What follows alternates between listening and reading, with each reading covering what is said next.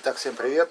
Сегодня я хочу вам рассказать, как я задумался и осуществил, скажем так, свою задумку.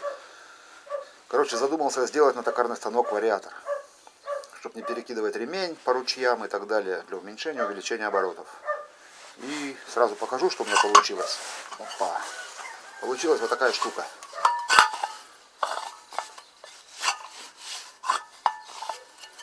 Это делается со ступицы колеса от мотоцикла. И сейчас я вам покажу, как я это все сделал.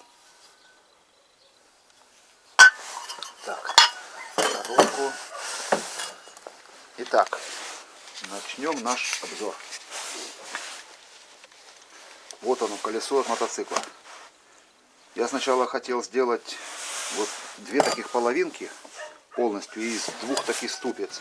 У меня вот одна была, я с нее сделал половинку одну, блин.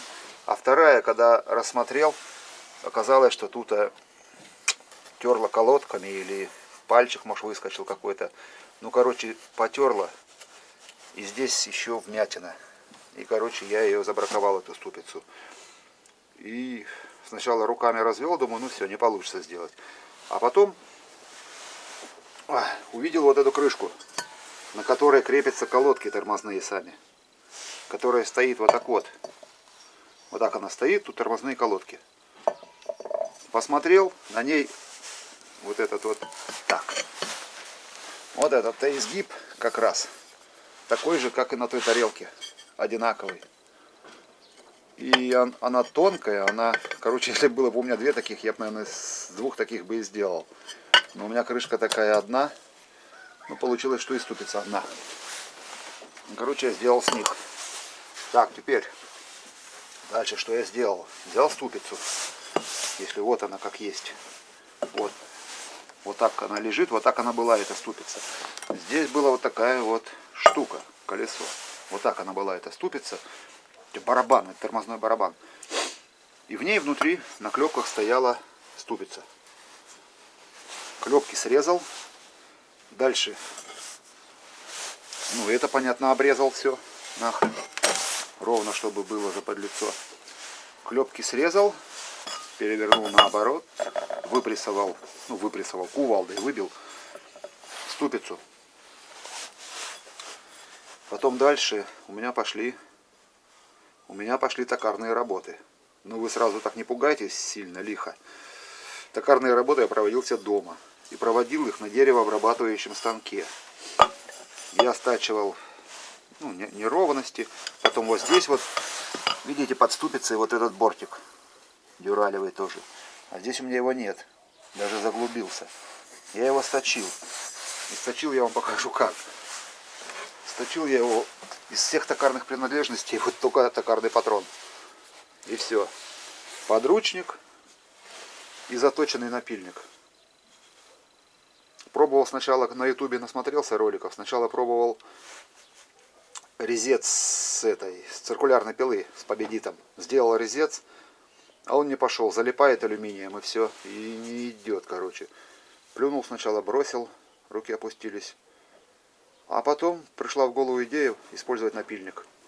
И напильником, так вот, смотрите, стружка как с настоящего станка.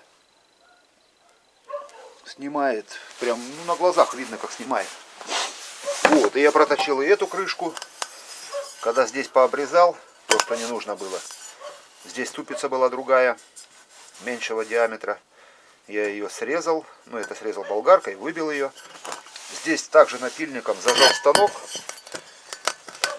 в станок и напильником уже также прорезал отверстие, 48 мм оно здесь, под эту ступицу. То есть вот это вот так вот она ступица, это была, вот так вот она была, эта ступица. Здесь была шлицевая часть, вот это вот. Вот это вот я срезал. Заподлицо вот с шайбой с этой оставил. Чтобы у меня была только часть вот эта, рабочая. Она вот на этой ступице, она внутри сейчас запрессована в барабане. Вот, срезал. Дальше сюда ступицу эту запрессовал в крышку. Ну не запрессовал, тут тела мало, можно сказать. Не то что запрессовал, с-под молотка чуть-чуть, она пошла, короче, плотненько, хорошо. Дальше просверлил новое отверстие. То есть просверлил одно, два, посадил на болты, зажал. Тут у меня на 7, потому что клепок на 6 я не нашел, проволоки алюминиевой, а на 7 у меня проволока алюминиевая есть. Я рассверлил, тут родные на 6 отверстия, рассверлил на 7. Два болта прикрутил, чтобы она более-менее оцентрована была. Ну не более-менее, она стала ровно, потому что точил-то на станке. Вот, прижал, а дальше просверлил остальные отверстия, заклепал, потом эти уже заклепал. И станок зажимаю, ровно, все нормально, ничего не бьет, все хорошо получилось. Так, а здесь я ничего не менял, можно сказать. Ступицу только вот снял, вот они родные отверстия под нее, которые были, и проточил.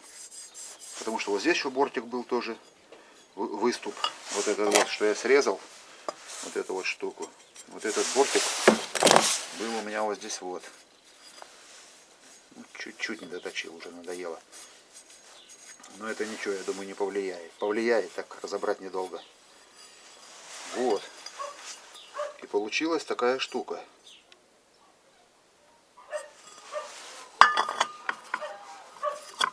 Опа. Он плотно получился. Подгонял я его тоже на станке. Зажимал внутреннюю ступицу в станок. Вот, внутреннюю ступицу, ну полностью с блином с этим. А эту стопорил, спицу старую вот сюда вставлял, я подручник стопорил. Включал станок, и оно у меня прогнало, и получилось плотно, никакого люфта. И все отлично. Короче, должно работать. Остается поставить только пружину и отрегулировать. Но это уже будет все на валу. Да, еще мне нужно будет втулку сделать. Здесь отверстие 40 с копейками, а мне нужно вал, у меня вал 25. Надо будет втулку сюда делать еще. Но это уже мелочи. Просто я чуть-чуть поторопился, видео для вас снимаю, потому что сегодня 19 марта, а на улице погода как будто январь. И поэтому еще основной работы, где я работаю, у нас нет, дома сидим. А когда начнется работа, начнутся поля, мне просто некогда будет заниматься моим любимым делом. Вот, и поэтому я поторопился, вам выкладываю сейчас это видео. Да, еще я вчера в голову-то стукнуло, почему идея такая. Увидел, не увидел видео, название видео увидел, как сделать шкив для самодельного гриндера из ступицы колеса. И только увидел, что вот эта ступица стоит у мужика на станке. Выключил YouTube и пошел на улицу, вспомнил, что у меня колеса есть. И уже когда я колеса притащил в гараж, посмотрел, что здесь вот этот есть уступ, что с него может получиться вариатор. И начал же делать вариатор. Все нормально, вот это я все вчера уже сделал. Сегодня я только ступицу приклепал. А утром я сегодня на ютубе запросил, думаю, может, что полезное увижу для себя. На ютубе запросил, как сделать самодельный вариатор. И первым же из видео, которое мне попалось, было видео, как сделать такой же вариатор из ступицы. Честно заявляю автору того видео, что я твое видео увидел после того, как сделал свой. Это я уже точно отвечаю. Правда, у него немного по-другому. У него вот эта рабочая часть, которая здесь втулка, у него на шлицах. То есть он внутрь пустил шлицы. Ну и я не знаю, сомневаюсь. Оно ж может быть на шлицах и закусывать. И во всяком случае люфт будет точно. Здесь у меня люфта нет. Я-то раньше с вариаторами обращался и со спутера. Разбирал, и менял, и реставрировал. Я знаю, что на втулке не смазывается ничего и работает отлично. Тем более, как вот сейчас у меня зазора никакого нет. И люфта. И он должен работать нормально. Он там все равно не крутится, а только бегает по оси. Вот, поэтому не знаю, целесообразно ли было. Ну и вдобавок у меня нет шестерни, которая одевалась у него. То есть он шестерню приваривал, по-моему, на ступицу другую, чтобы входил, я уже забыл. Короче, у него шестерня одевается вот сюда. И вот этот вот главный блин рабочий, он с шестерней. у нас как относительно друг друга блины не крутятся у него, только ходят вот так вот и все. Ну это, короче, не знаю, проверю, скажу, как оно работает, потому что он там тоже, в общем-то, только рассказал, но не показал. Вот, так, ну и, наверное, я вам все рассказал. По-моему, затягивать уже смысла нет видео. Все, вариатор рабочий, можно сказать. Я думаю, будет работать. Осталось только измерить, какой профиль ремня ставить, B или C. И все. И наконец-то у меня будут пониженные обороты на станке. Потому что шкив, даже какой у меня стоит большой на станке, все равно, когда начинаю большие заготовки обрабатывать, ну, большие обороты, короче, сильно мотыляет. И для первичной обработки мне нужны обороты поменьше. И вот как раз побольше шкив получится. И обработка будет у меня проще и безопаснее. Все, наверное. Всем пока. Вдруг я что-то упустил, пожалуйста, вопросы задавайте, комментируйте. Я на недебильные комментарии, скажем так, не обижаюсь. На критику не обижаюсь. Так что спрашивайте, отвечу. А может даже, тем более я еще его не доделал, возможно, что-то мне подскажете еще. Все, ставьте лайки, подписывайтесь. Всем пока.